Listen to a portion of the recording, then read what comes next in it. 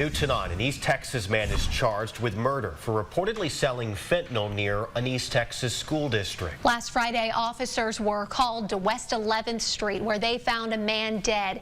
Investigators learned prior to the man's death, he'd bought 3 M30 pills from a 23-year-old there in Mount Pleasant. That same day, officers were able to search the house of the dealer, which was less than 700 feet from the Mount Pleasant ISD school. Officials say 23-year-old Tristan Richardson admitted to knowing the pills that he was selling contained fentanyl. That sale was reportedly made via Cash App. Richardson faces a number of charges, including murder and possession of a controlled substance in a drug-free zone. His bond for murder is set at $1 million.